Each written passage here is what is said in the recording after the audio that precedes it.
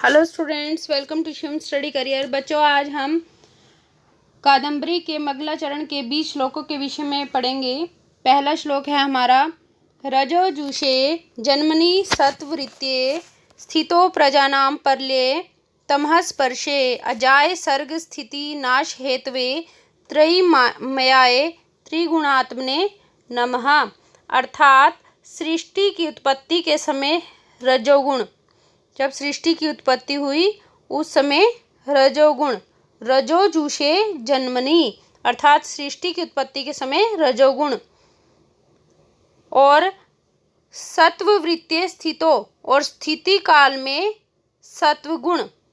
सत्ववृत्तीय स्थितो अर्थात जब पृथ्वी की स्थिति हुई, स्थिति के समय सत्वगुण युक्त।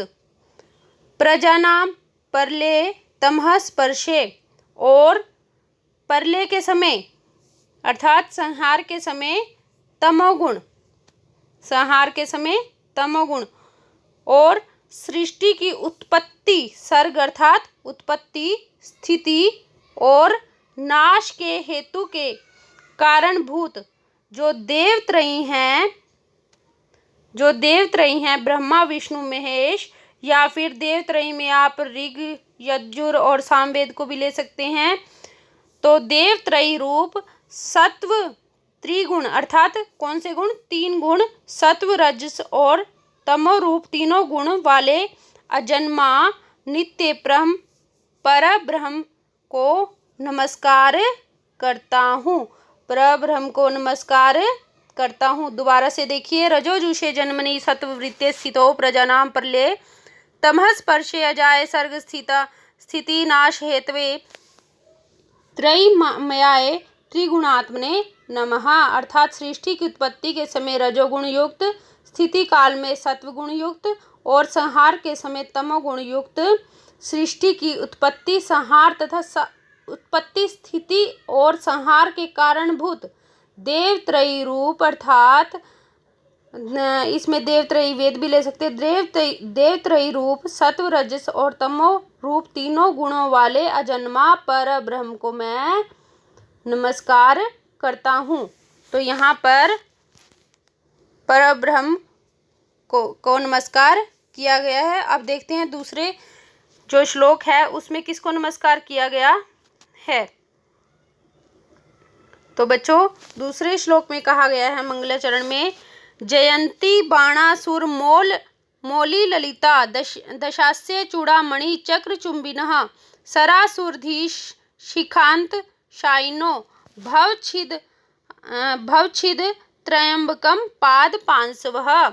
अर्थात बाणासुर के मुकुट, बाणासुर के मोली अर्थात बाणासुर के मुकुट अथवा मस्तक के द्वारा स्पर्श की गई, बाणासुर के मुकुट अर्थात मस्तक के द्वारा स्पर्श की गई, दशास्य 10 मुंह वाले रावण के शिखा रत्न समूह चूड़ामणि अर्थात शिखा रत्न समूह को चूमने वाली शिखा रत्न समूह को चक्र चुंबिना चूमने वाली देवताओं और राक्षसों के स्वामी की शिखा के अग्रभाग सुरासुरधीश जो देवता हैं, सुर हैं और असुर और देवताओं और राक्षसों के अधीश स्वामियों की शिखा के अंत यानी कि शिखा के अग्रभाग पर शयन करने वाली सुर असुर अधीश शिखांत शायिनो अर्थात देवता और राक्षसों के स्वामियों के शिखा के अग्रभाग पर शयन करने वाली भवच्छिद अर्थात संसार जन्य जो दुख हैं उनको छेदने वाली, उनका निवारण करने वाली, त्र्यंबकम यानी कि शिव के पाद अर्थात चरणों की, पांसवा अर्थात धूलियों की जय हो। भवच्छिद त्र्यंबक पाद पांसवः अर्थात शिव के चरणों की धूलियों की जय हो। संसार का भवच्छिद अर्थात संसार का जो दुख है उनका निवारण करने वाली, उनको छेदने वाली त्र्यंबक शिव के पाद 5वां धूलियों की जय हो। दोबारा से देखेंगे। जयंती बाणासुर मौली लालिता दशास्य चूड़ामणि चक्र चुंबिना सुरासुरधीश शिखांत शाइनो भवच्छिद त्र्यंबक पाद 5वां अर्थात बाणासुर के जयंती बाणासुर मौली लालिता अर्थात बाणासुर के मुकुट अथवा मस्तक के द्वारा स्पर्श की गई। दूसरा इसमें दिया हो गया है दशास्य चूड़ामणि चक्र चुंबिना अर्थात 10 मुंह वाले रावण के शिखा रतन समूह को चूमने वाली। और तीसरा दिया हुआ है सुरासुरधीश शिखांत शाइनो अर्थात सुर देवताओं और राक्षसों के स्वामियों की शिखा के अग्रभाग पर शाइनो शयन करने वाली भवच्छिद त्र्यंबक पाद 5वां। और संसार के जो दुख हैं, संसार के दुख का निवारण करने वाली शिव के चरणों की धूलियों की जय हो। तो दूसरे मंगलाचरण में यहाँ पर शिव भगवान की स्तुति की गई है, उनको प्रणाम किया गया है बाणभट्ट के द्वारा। अब हम चलते हैं तीसरे श्लोक पर। जो मंगलाचरण का तीसरा श्लोक है वह इस प्रकार है। जयत्युपेन्द्र सचकार दूरतो बिभित्स्या ये क्षण लब्ध लक्ष्या दृशेव कोपारुण्या रिपोरूरः स्वयं भयाद्भिन्नमिवास्त्र पाटलम अर्थात जिस विष्णु के नरसिंह अवतार ने, यहाँ पर बच्चों नरसिंह अवतार को नमस्कार किया गया है। जिस विष्णु के नरसिंह अवतार ने विदीर्ण करने की इच्छा से क्षण मात्र के लिए लक्ष्य को प्राप्त कर लेने वाली तथा कोपारुण्या क्रोध के कारण लाल हुई अपनी दृष्टि मात्र से और क्रोध के कारण लाल हुई अपनी दृष्टि मात्र से, दोबारा सुनिए, क्रोध के कारण लाल हुई अपनी दृष्टि मात्र से मानो डर के कारण अपने आप विदीर्ण हुए, भिन्न हुए, फटे हुए से शत्रु हिरण्यकशिपु के वक्ष स्थल को दूर से ही रक्त सा लाल बना दिया हो, उस नरसिंहधारी विष्णु की जय हो। दोबारा सुनिए इसको। जयत्युपेन्द्र सचकार दूरतो बिभित्स्या य क्षण लब्ध लक्ष्या दृशैव कोपारुण्या रिपोरूरः स्वयं भयाद्भिन्नः मिवास्त्र पाटलम अर्थात जिस विष्णु के नरसिंह अवतार ने विदीर्ण करने की इच्छा से क्षण मात्र के लिए लक्ष्य को प्राप्त कर लेने वाली तथा क्रोध के कारण लाल हुई दृष्टि मात्र से मानो डर के कारण अपने आप विदीर्ण हुए, भिन्न हुए से शत्रु हिरण्यकशिपु के वक्ष स्थल को दूर से ही रक्त सा लाल बना दिया हो, उस नरसिंह रूपधारी भगवान विष्णु की जय हो। नेक्स्ट है बच्चों नमामि भर्गोश्चरणा अम्बुजद्वयं सशेखरे मोर्खिरिभिः कृतार्चनं समस्त सामंत किरीट वेदिका विंटक पीठो लुठिता रूणा अंगुली अर्थात मुकुटधारी मोखरी वंशीय राजाओं द्वारा, जो मुकुटधारी मोखरी वंशीय राजा हैं उनके द्वारा पूजा किए गए समस्त सामंतों के मुकुट रूपी वेदी के उन्नत भाग रूप चरण पीठ पर घर्षण करने के कारण जिस चरण युगल की उंगलियां लाल हो गई हैं, उस भर्गो अर्थात भत्सु नामक गुरु के उस चरण कमल युगल को मैं प्रणाम करता हूँ। मैं बाणभट्ट अपने गुरु भत्सु को प्रणाम करता हूँ। नमामि भर्गोश्च चरणः, किसके चरणों को प्रणाम करते हैं? भर्गो के चरण को, भत्सु के चरण को, जो उनके गुरु हैं उनको प्रणाम करते हैं। अम्बुजद्वयम् सशेखरे मोर्खिरिभिः कृतार्चनम समस्त सामंत किरीट वेदिका विंटक पीठो लुठितारुणा अंगुली, अर्थात मुकुटधारी मोखरी वंशीय राजाओं द्वारा पूजा किए गए। ठीक है, उनकी पूजा कौन करते थे? भत्सु की। मुकुटधारी मोखरी वंशीय राजाओं द्वारा पूजा किए जाने वाले तथा समस्त सामंत के मुकुट रूपी वेदों के उन्नत भाग रूप चरण पीठ पर घर्षण करने के कारण जिस चरण युगल की उंगलियां लाल हो गई हैं, उस भत्सु नामक गुरु के उस चरण कमल युगल को मैं बाणभट्ट नमस्कार करता हूँ। आगे है अकारणाविष्कृत वैरदारुणाद असजनात् कस्य भयं न जायते विषम महाहेरि यस्य दुर्वचः शुद्धु सहम सन्निहितम सदा मुखे, अर्थात अकारणत बिना कारण ही वैर भाव प्रकट करने के कारण क्रूर स्वभाव वाले उस दुष्ट मनुष्य से किसे भय नहीं लगता। अकारणात अकारण ही विष्कृत वैर दारुणाद वैर प्रकट करने वाले और असज्जनाद क्रूर स्वभाव वाले उस दुष्ट व्यक्ति से कस्य भयम न जायते, दुष्ट व्यक्ति से किसे भय नहीं लगता जो बिना कारण ही वैर रख रहा हो। विषम महाहेरी व यस्य दुर्वचः, जिसके मुख में अत्यंत असहनीय जो दुष्ट वचन उसी प्रकार उपस्थित रहते हैं। विषम महाहेरी वह यस्य दुर्वचः, जिस दुष्ट मनुष्य के दुर्वचा मुख में सदा मुख में दुर्वचः बुरे वचन ही रहते हैं। किस प्रकार से उपस्थित रहते हैं? जैसे कि विषम महाहेरी वह महासर्प के मुख में विषम हमेशा सन्निहितम हमेशा ही विष रहता है।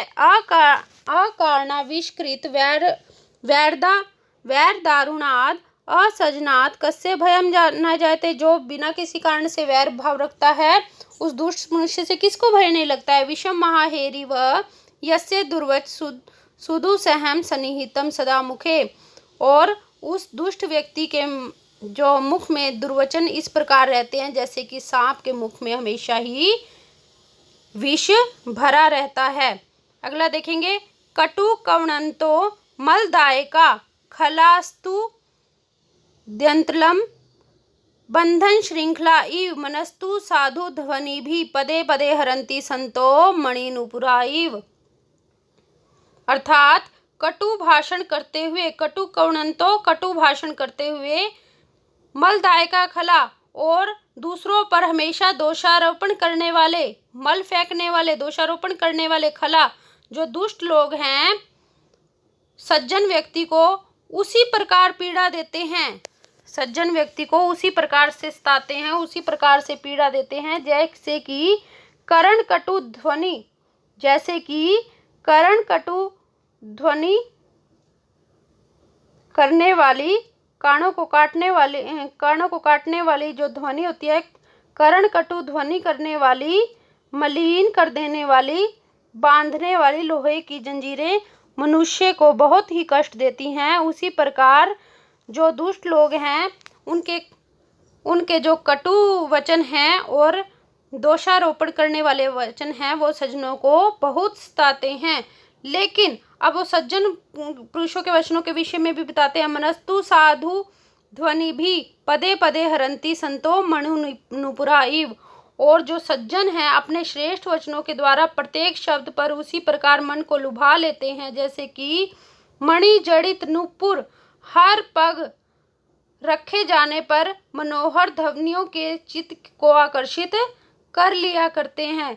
जैसे ही हर पग रखे जाने पर जो नुपुर है, पायल की आवाज़ है, अपनी मनोहर ध्वनियों से चित्त को आकर्षित कर लेती है, श्रोता के चित्त को आकर्षित कर लेती है। उसी प्रकार जो सज्जन व्यक्तियों की जो ध्वनि है, उनके सुभाषित हैं, उसी दूसरे व्यक्तियों को हमेशा आकर्षित कर लिए जाते हैं। किस प्रकार आकर्षित करते हैं? जैसे कि पायल की ध्वनि, मणि जड़ित पायल की ध्वनि श्रोता को अपनी तरफ आकर्षित करती है। नेक्स्ट है सुभाषितम हारि विशत्यधो ग्लान दुर्जनस्यार्क रिपोरिवामृतम तदेव धते हृदय सजनो हरिर्महारतनमिव अति निर्मलम। अर्थात मनोहर सुभाषित की भी दुष्ट मनुष्य के गले से उसी मनोहर सुभाषितम हारि विशत्यधो गला, उस गला मीन्स गले से जो सुभाषित वचन है दुष्ट मनुष्य के गले से नीचे उसी प्रकार नहीं उतरता है। जैसे कि किस प्रकार से नहीं उतरता है? जैसे कि रिपो रीवा अमृतम, जैसे कि राहु के गले से नीचे अमृत नहीं उतरता है। जैसे कि राहु के गले से कभी अमृत नहीं उतर पाया है, उसी प्रकार दुष्ट मनुष्य के गले से नीचे मनोहर सुभाषित नहीं उतरती हैं। उसी प्रकार निर्मल जो मन वाले सज्जन पुरुष हैं, निर्मल सुभाषित को सज्जन ठीक उसी प्रकार धारण कर लेता है। सुभाषित वचनों को सज्जन व्यक्ति उसी प्रकार धारण कर लेता है जैसे कि भगवान विष्णु भगवान हरि महारतन अर्थात कौस्तुभ नामक मणि को अपने वक्ष स्थल पर धारण करते हैं। हृदयेन अपने हृदय में धते धारण करते हैं। सुभाषित कभी भी दुर्जन व्यक्ति के गले से नीचे नहीं उतरता। जिस प्रकार की अर्क रिपो अर्थात यहाँ पर राहु को कहा गया है अर्क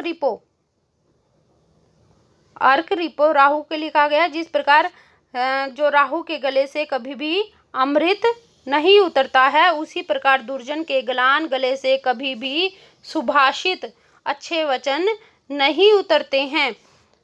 लेकिन इसके विपरीत जो सज्जन पुरुष होते हैं वो सुभाषित वचनों को ठीक उसी प्रकार धारण करते हैं जिस प्रकार हरि महारतन अर्थात कौस्तुभ मणि को, निर्मल कौस्तुभ मणि को अपने हृदय में धते धारण करता है। आगे है बच्चों, इसमें कथा प्रशंसा की गई है। इस मंगलाचरण के श्लोक में कथा प्रशंसा की गई है और एग्जाम पॉइंट ऑफ व्यू से काफी इंपॉर्टेंट है। स्फुरत कलालाप विलास कोमला करोति रागम हृदि कौतुकाधिकम रसेन शय्याम स्वयं भयूपागता कथा जनस्याभिनवा वधूरीव। अर्थात स्पष्ट प्रतीत होते हुए मधुर वर्णनी अथवा शब्द गुम्फन सौंदर्य के कारण कोमल वधु पक्ष में प्रकाशित होते हुए मधुर वार्तालाप तथा हाव भाव आदि के कारण सुंदर स्वयं स्वाभाविक रूप में शब्द गुम्फन को प्राप्त हुई वधु पक्ष में इसी को स्वयं पलंग पर आई हुई नव वधु के समान नवीन कथा प्रेमी जन को सहृदय पाठक को अगर वधु पक्ष में लिया जाए तो प्रेमी जन के हृदय को श्रृंगार आदि, अगर वधु पक्ष में लिया जाए श्रृंगार आदि और वैसे लिया जाए सहृदय पाठक के उसे तो काव्य रस के द्वारा आनंद के द्वारा अत्यधिक कुतूहल पूर्ण अनुराग उत्पन्न करती है। कहने का अर्थ है स्पष्ट प्रतीत होते हुए मधुर वर्णनों अथवा शब्द गुम्फन सौंदर्य के कारण कोमल तथा हाव भाव आदि के कारण सुंदर स्वयं शब्द गुम्फन को प्राप्त हुई नव वधु के समान नवीन कथा सहृदय पाठक जन के हृदय में काव्य रस के द्वारा अत्यधिक कौतूहलपूर्ण अनुराग उत्पन्न करती है। स्फुरत कला लाप विलास कोमला करोति रागम हृदि कौतुकाधिकम रसेन शय्यां स्वयं स्वयमभि उपागता कथा जन्यस्या अभिनवा वधूरीव। दोबारा से सुनेंगे। स्पष्ट प्रतीत होते हुए मधुर वर्णनी तथा शब्द गुम्फन सौंदर्य के कारण कोमल प्रकाशित होते हुए मधुर वार्तालाप तथा हाव भाव आदि के कारण सुंदर स्वयं शब्द गुम्फन को प्राप्त हुई नव वधु के समान नवीन कथा सहृदय पाठक जन को के हृदय में काव्य रस के द्वारा अत्यधिक कौतूहलपूर्ण अनुराग उत्पन्न करती है। बच्चों, कहने का भाव यह है कि उस समय जब उन्होंने ये कादम्बरी लिखी, उस समय वासुदत्ता काफ़ी प्रसिद्ध थी और गुणाढ़ की ब्रीत कथा काफ़ी प्रसिद्ध थी लोगों के बीच में। तो वो कह रहे हैं अब ये मैंने नवीन कथा लिखी है जिससे सहृदय जन पाठक का मन कौतूहलपूर्ण अनुराग उत्पन्न मन में उसके अनुराग उत्पन्न होगा, क्योंकि ये नई कथा है। आगे है बच्चों, हरंती कम नौज्वल दीपको पमेर नवः पदार्थे रूपपादिता कथा निरंतर श्लेष घनः सुजात्यो महास्त्र चंपकः कूडम लेरिव। अर्थात उज्ज्वल दीप को जैसी चंपा की कलियों से अत्यंत सघन रूप से गूंथी हुई एवं उत्तम स्वरूप वाली बड़ी मालाओं जैसी कथाएं जो कि स्पष्ट प्रतीत होने वाले दीपक तथा उपमा अलंकारों से तथा श्लेष अलंकारों के निरंतर प्रयोग से युक्त होती हैं और जो उत्तम स्वरूप वाली होती हैं, शब्दों के नवीन अर्थों द्वारा भला किस सहृदय पाठक को आकर्षित नहीं कर लेती हैं।